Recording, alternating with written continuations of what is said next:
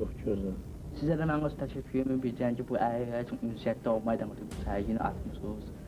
Eyni zamanda Əyin ağabey minnətdarım, İbrahim müəllimə də minnətdarım ki, sizin təşəkkürsüzlə bu sərgi açılıb.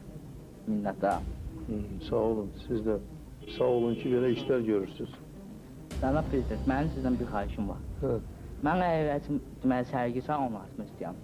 Bu barədə mənim mümkünatım da var. Amma bəzi orqanlarda bir barədə çətinliyim var.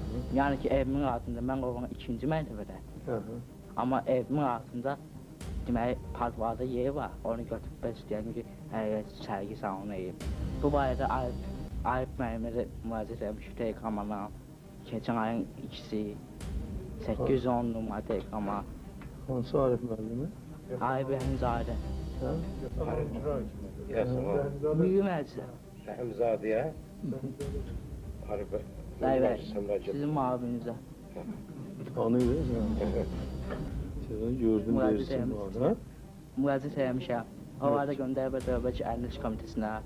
İndi orada bir çətinliyim var ki, Dövlət Əlillik Komitəsi satışa qoymaq istəyir həmin yeri. Orada da ki, Əmlak Komitəsi istəyir satışa qoysun. Bəli, həmin zəmini. İndi orada şübhəsiz ki, mənim mümkünatım olmayacaq. Mümkünatım olmayacaq. Ona görə xahiş edirəm ki, bunu xəyrəcə qoymadan versiniz daha yaxşı olar. Xəyrəcə qoymadan. Sən onun 2-ci mərtəbəsində olursan? Bəli, evimin altıdır. Eyni zamanda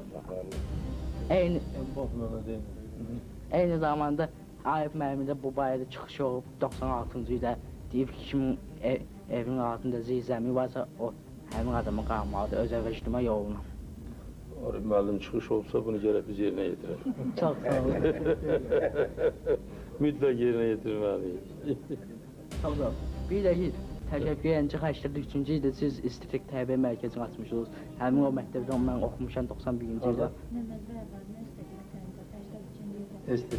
Siz açmışsınız. Orada siz təşəbbüsüz vermişsiniz Emine Qafarov xanıma rəhmətliyə. Demişsiniz ki, bu mərkəz açılsın. Ona görə çox sağ olun. Sizə təşəkkür bildirirəm. Buna görə. Çox sağ olun. Necə yadındadır bunlar? Şübhəsiz ki, mən oxuduğum yeri tarixini bilməliyəm. Hadi məşğul olam. Bunun hər bir vətəndaşın borcudur. Eyni zamanda müəllimi də haqqında bilməlidir, məktəbi də haqqında bilməlidir. Doğru deyirsən. Elə hər vətəndaş sənin kimi düşünsə yaxşı olar. Çox sağ ol. Mən Rafael Allahverdiyə tapşırdım. Bu Bakı İcra Hakimi. Tanıyırsan onu? Tanıyırsan. Görürüm, hamını tanıyırsan. Sizə də çox sağ ol, minnətlər bildirəm ki, mənə xalq zərfəz, mənə 91-ci ildən evdən çağırmışsınız. 93-də gələndə mənə evini təmin edirsiniz. Nizami 59-dan. Çox sağ olun. 2 otaqlı evini təmin edirsiniz. Təşəkkürümü. O vaxtda əlimində pul vermişsiniz. Mənim masajıma. O vaxtda mənim masajıma siz 50.000 manat pul vermişsiniz. Seyirzadə. Hamısı yadımdadır. Arif Rəhimzadə də buradadır. Şübhəsiz ki, gördün mü ya? Gördün? Yaxşı. Rafael. Değerli izleyiciler, gördüğünüz gibi qeyd edək ki, az önce karşımıza Türk dünyasının böyük şəxsiyyəti və Azərbaycan dövlətinin qurucusu Ulu Öndər Heydər Əliyevin görüşlərindən birində sağlamlığı məhdud olan vətəndaşla görüşərək səmimi diyaloq qurması, əlbəttə ki, ürək açan bir tarixi görüşdür. Aydın məsələdir ki, Ulu Öndər Heydər Əliyev hər zaman sağlamlığı məhdud olan vətəndaşlara xüsusi qayğı göstərirdi.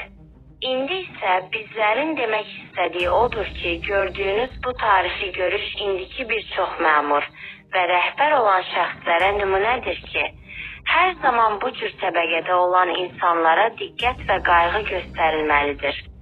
Nəinki hüquqlarını pozmaq bizlərin nə demək istədiyini anlayanlara təşəkkür edərək bu qədər Qrəc TV.